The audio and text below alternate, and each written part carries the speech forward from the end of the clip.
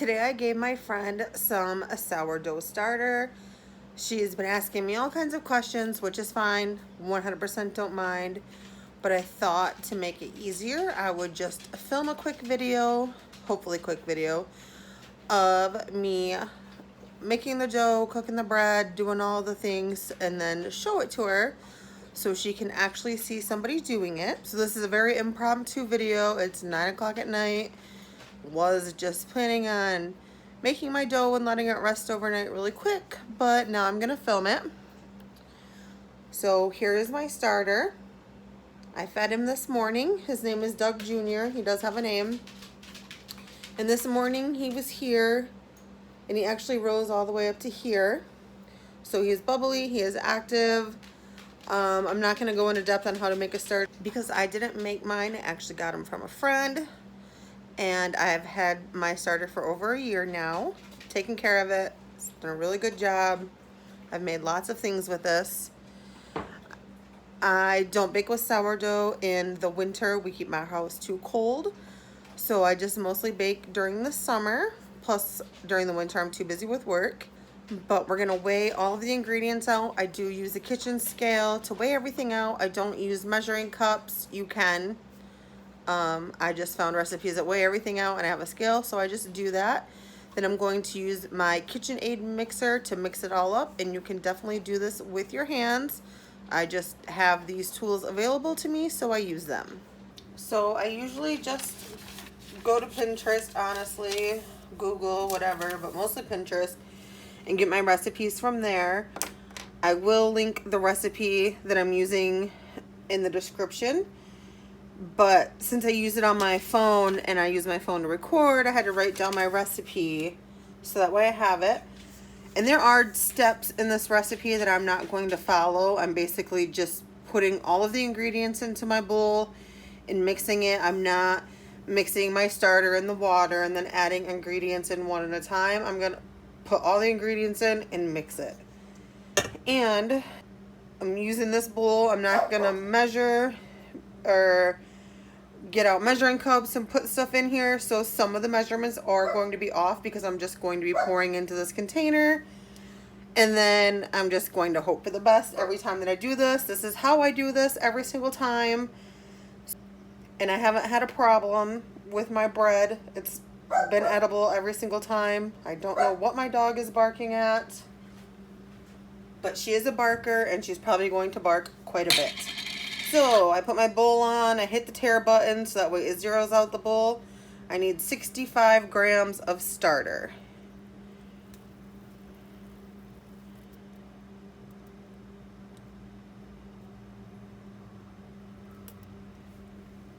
$67 should be close enough. Like I said, I do this every single time. This is how I do it. I've not had an issue. This is probably why I don't make a very good baker though. Okay, 300 grams of warm water. So I am going to get a cup out for this just because I need to pour it into the bowl. I'm gonna hit the tare button again to zero my scale out so that way I don't have to add. I can just continue. So 300 grams.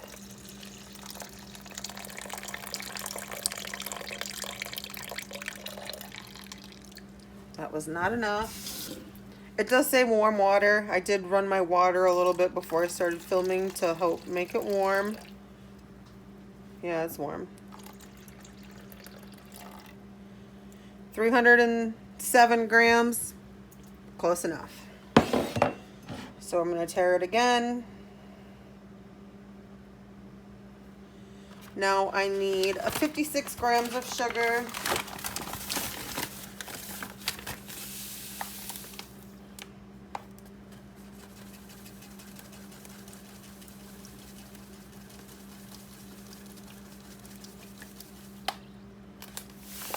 $59, close enough. Literally how I do this. 500 grams of flour. I do have a scooper in here, so I'm just going to scoop it out. That was half.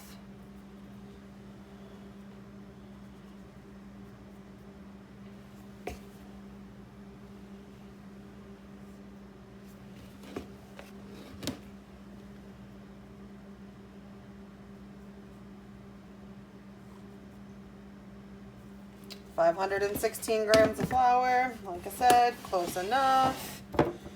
Now it calls for 200 grams of olive oil. We haven't been buying olive oil. I've been using coconut oil. I did melt a big jar of coconut oil and then just put it into smaller jars for convenience. I did use coconut oil in my last bread and it was fine. I do want to use lard at some point. 22 grams.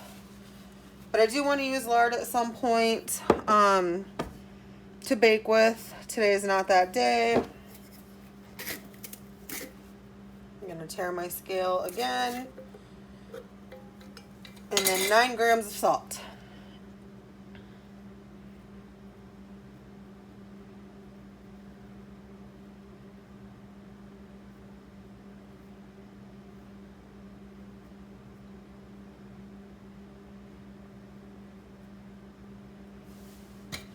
The only perfect measurement.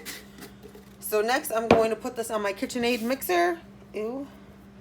With the dough attachment. Apparently I spilled something all over the counter. And I'll let it mix together.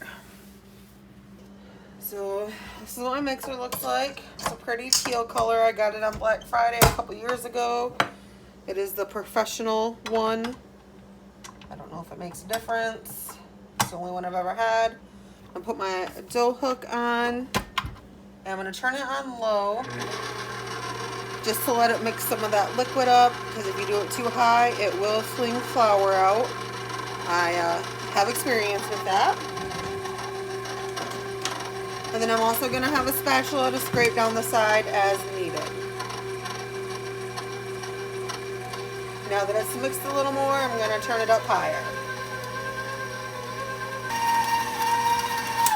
I'm going to turn it off, bring it down. I'm going to scrape the sides because it does miss stuff.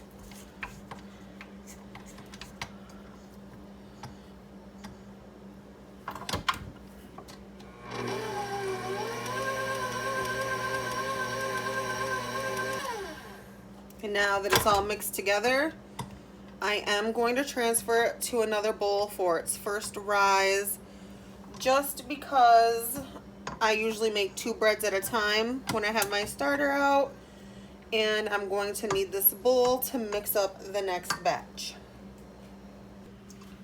So I'm just going to dump this in this bowl. You can flour the bowl if you want. I probably should have. I usually do flour it, I think. I know I'll flour it the next round, but these bowls also don't matter because they're so like slippery that the flour just falls down into the bottom. But I want to get as much of this out as I can.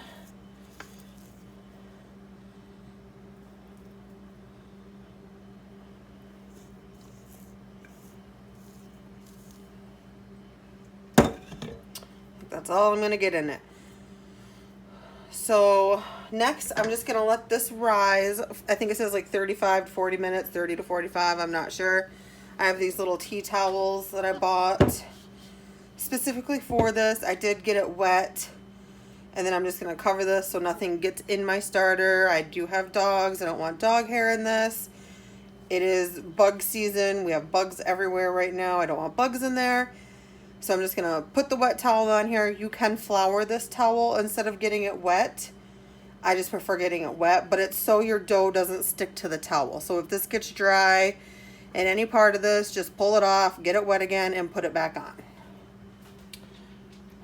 So I'm not sure how long it's been.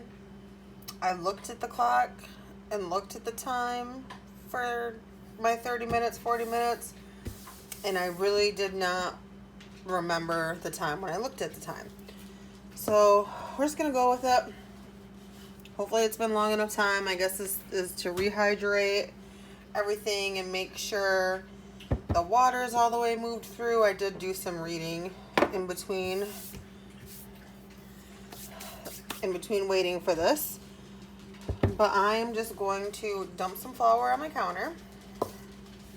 Kind of spread it out. I always keep a bowl like this and I keep a lid on it, and that's just the flour that I use to do my hands up.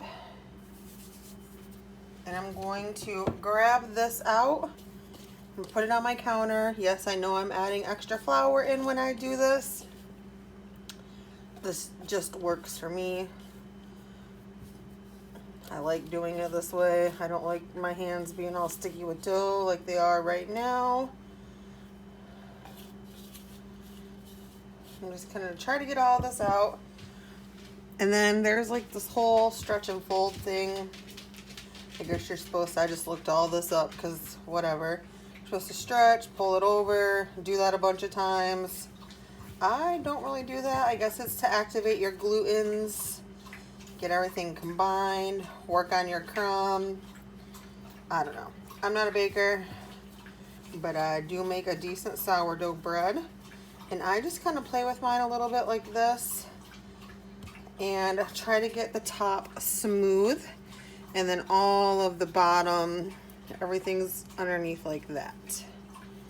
And people do this, like the stretch and fold multiple times and then like wait 30 minutes. I don't do any of that. Don't get hung up on that. If that's what's stopping you from making bread, don't worry about it. And then I'm going to put some of this flour in here. I still have some dough in there, but I didn't get it all out. And I'm going to just, okay. And then I'm going to just drop this in here, just like that. And that's it. And I'm going to cover it with that towel again. And I'm going to come back and look at it in the morning. And that's it. My hands are dirty. Got this extra dough in here. And that's it. And it should be doubled in size in the morning. It's almost 10 o'clock now. So we'll see whatever time I get up and come out and look at it, and we will check it then. So that's what it looks like in the bowl. Just a closer up view of it. There is dough around the sides of the bowl. I did put flour in there, but the top is nice and smooth. That's what I look for, whether it's right or not. And then I'm just going to take my towel, this is wet, put it on it, and come back in the morning. It is the next morning. The dough has been sitting in this bowl for a little over 11 hours. Let's take this off and see how it looks. So it definitely rose. It is a lot bigger, and now we are ready to shape it into bread.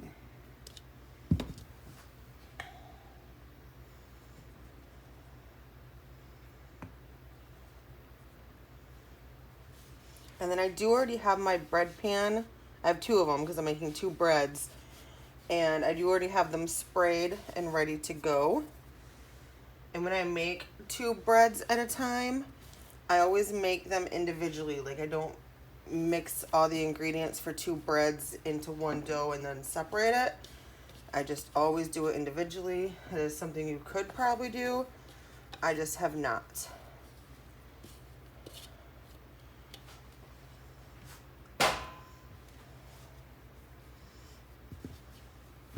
So I flipped it over because I wanted the smooth side on top. You're gonna go like this. I don't know what this is called. And get the bubbles out.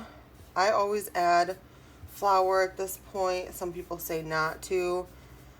Oh, actually I have it upside down. I want this side to be down. That's gonna be the top of the bread. But people say not to add too much flour during this point. I add flour. I don't want sticky hands. And then you're just going to roll it super tight. This is not looking pretty. The recipe that I linked in the description says to let it sit on your counter for 10 minutes like this. I never do. I just pick it right up. Oh, you probably can't even see that. I don't want to get the pan in the flour. I just pick it up, put it in here, kind of shape it. I don't feel like this loaf is going to look that great. It'll still taste that great. Sometimes my loaves don't look that great. They'll have lines and bumps in them, but they will still be really good. So like this, and then I'm going to get my cloth wet again, put it over this, and let it sit for a few hours. Okay, so these loaves of bread have been sitting on my counter for about 2 hours now. I did lose track of which loaf was which one I was showing you guys on and which one I was just baking on. That's okay. They're both the same bread, so it shouldn't matter. So they rose. You want to do the poke test. And it didn't immediately come up. It was looking better when I just poked it a second ago. I think it's just sticking to my finger. But if it comes up right away, it's not ready. So like I poked this one. I'm just kind of staying there. It's just sticking to my finger. These are going to go in my oven at 375 for 40 minutes. And I'm going to put both of them in at the same time. And I'm going to turn them halfway through because my oven does not cook evenly. Here's what they look like out of the oven. They look pretty nice. They're a little dark. That's just how my oven is. But I will come back in a little bit. I'm just going to let these cool on this rack like this, and then I'll take them out of the loaf pan. And then I will let them cool all the way before we cut into them and see what the inside looks like. So these are what the breads look like. Look really good. This does have a weird spot on the bottom, like too much flour or something, whatever, it's fine. And then this has this line across here from like the rolling it. Other than that, they look really good. I'm just gonna cut one open because the second one is actually gonna go in the freezer for later. I try to bake bread during the summer when I'm not working, and then I'll freeze a bunch of extra loaves so we have it while I am working and I don't have to worry about making bread. It's already made. But I'm going to cut into this one. Just going to cut it right in half. Usually I would probably just start at the end. It looks good. There's a little bit right here. That's from it rolling up. It's still warm. So the little bit of flour that was like on the bottom of the counter when I rolled it up just gets in there. But it is delicious looking. I'm sure it's going to taste delicious. It's still warm. So yeah, this has it in there too, and it's kind of probably just all of this. When I rolled it, it just got in there. It's really gonna be fine. It'll still be good. But that's what it looks like. It's still edible even with that little line in there. Not a big deal. But it is easy to make sourdough bread. I didn't do any of the stretch and fold or the window pane test or any of that, and my bread still looks and is delicious. So that's it for making sourdough. It is really easy. It can be overwhelming, especially when you look at recipes and it tells you to do all of this stuff like the stretching and the folding and the window pane testing and the poke testing and all the different steps, but it is really easy. Don't let it stress you out, and don't let it stop you from trying to make sourdough bread at home.